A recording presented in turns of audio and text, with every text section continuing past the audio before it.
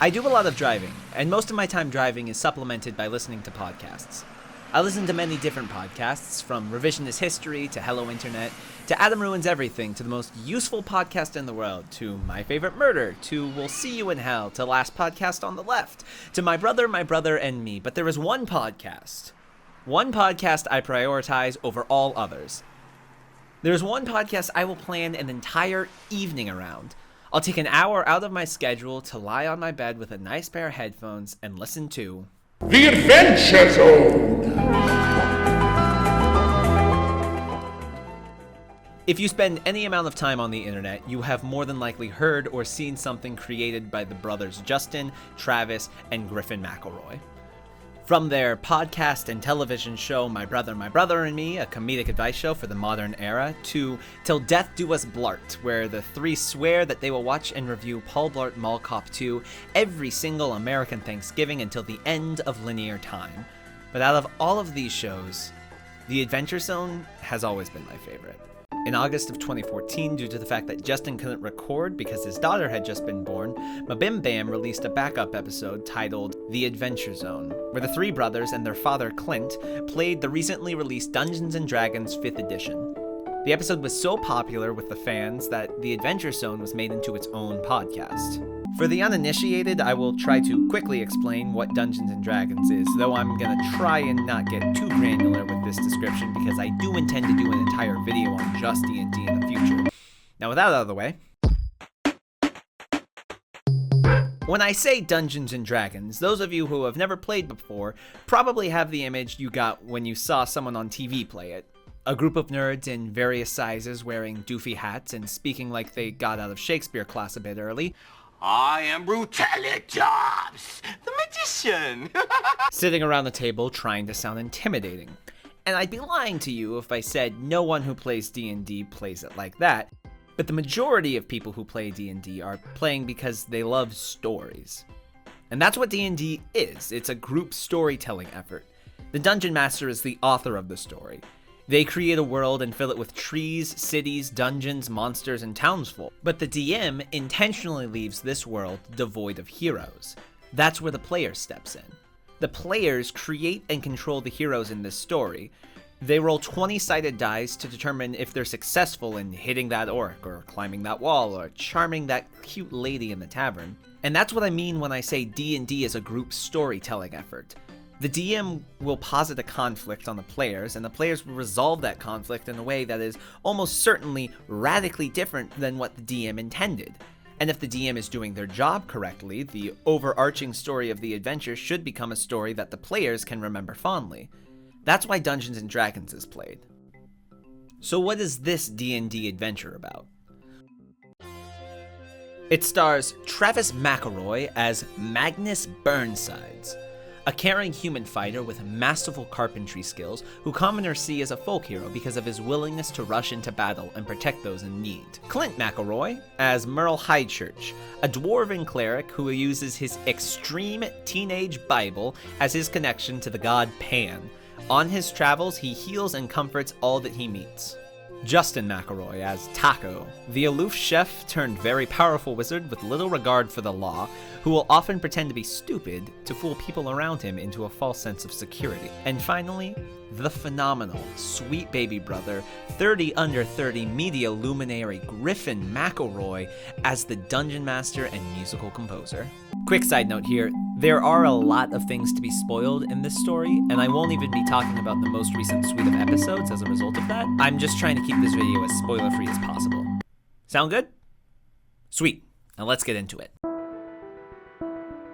Our story follows Magnus, Taco, and Merle in their work for an organization called the Bureau of Balance, as they attempt to track down and destroy 7 extremely powerful magical items known as the Grand Relics, created by an evil group of rogue wizards called the Red Robes. Were any of these artifacts to fall into the wrong hands, it would surely mean the end of life itself on this planet. And this is the first really clever part of the Adventure Zone. The entire story has one large goal: to collect all the Grand Relics. But that arc consists of smaller arcs, in which the goal is to collect whatever relic they're after in that specific area. And each of those mini-arcs have their own very definable beginning, middle, and end 3-act structure to them. And this is really clever, because it gives Griffin the ability to control the story into a cohesive narrative during the times in between each micro-arc. But also, since each micro-arc is self-contained, it allows the party to basically do whatever they like, without running the risk of killing a story-crucial character on accident. And the party has made its fair share of very stupid decisions. For Taco, I made him a pair of slippers out of kelp. These are for you. Oh, thank you, my man. These are just beautiful. All right, cast levitate on them. Oh no, look at him. Look at him. Oh no. Can't you? That's not happening. Because you know Don't why? you want to be a conductor? I want to be a... Well, first of all, I'm an engineer. But over time, it's these stupid antics that make these characters so charming. Even though they're the heroes of the story, they fail to be heroic a lot of the time, but for varying and interesting reasons. Magnus is the closest thing we get to a traditional hero, but his constant need to protect others, as well as his life model of Magnus rushes in, means he can find himself in over his head, often not being able to see the forest for the trees. Taco, on the other hand, sits on the exact opposite end of the hero spectrum. Taco prioritizes Taco over all others, and he will never put himself in harm's way if he doesn't have to. Taco even jokes about having an exact opposite catchphrase of, "Taco's good out here." Taco has no allegiances and prides himself in his ability to be a pragmatist. The only reason he seems to help the Bureau of Balance is that if the world was destroyed, that would leave Taco without a place to live.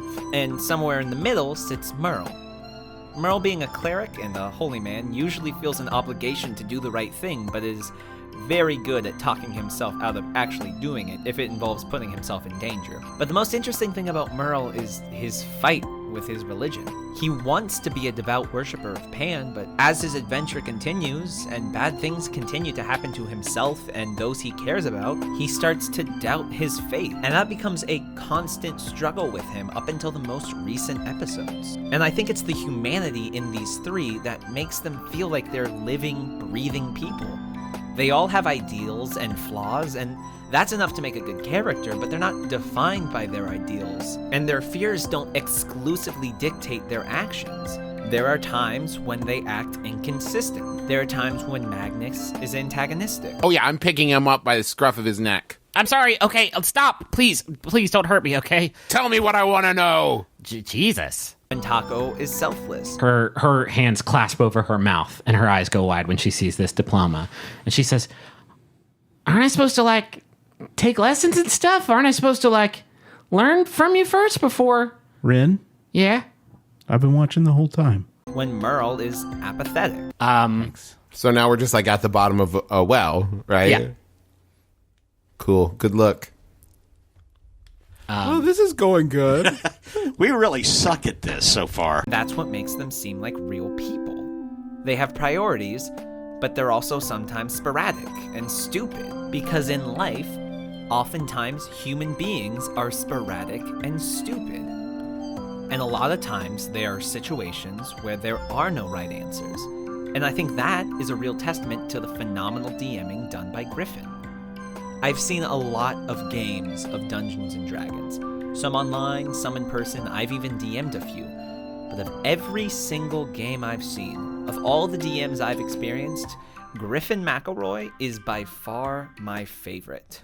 When you listen to the Adventure Zone, you can tell the amount of outstanding work Griffin has put into this podcast.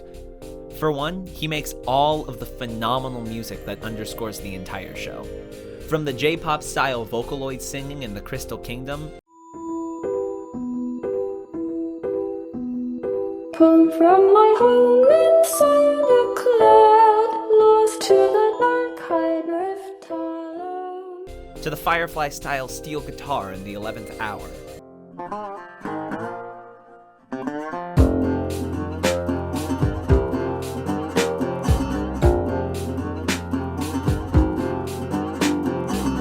But the thing he does best, the thing that made me care about this D&D show over all others, is Griffin's prowess as a storyteller, from his amazingly vivid depictions of beautiful landscapes. It's basically a forest, a artificial forest of these crystalline trees. You're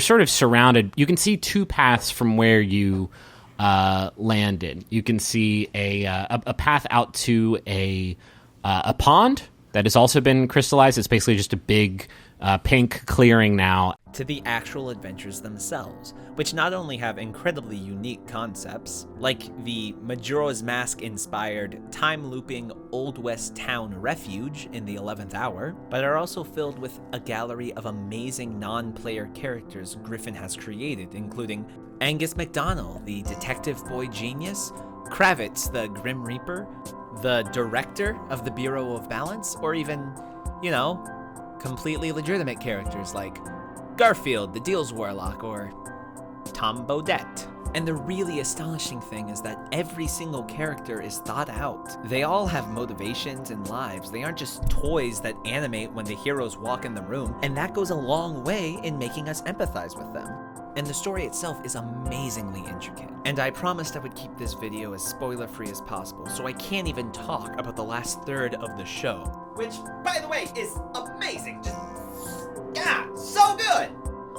Look, suffice it to say, the conclusion to this almost 70-episode conspiracy is well worth the wait. So if you're watching this, and you haven't seen The Adventure Zone yet, I want you to open a new tab right now, and go to McElroyShows.com, because this show is not something you want to miss.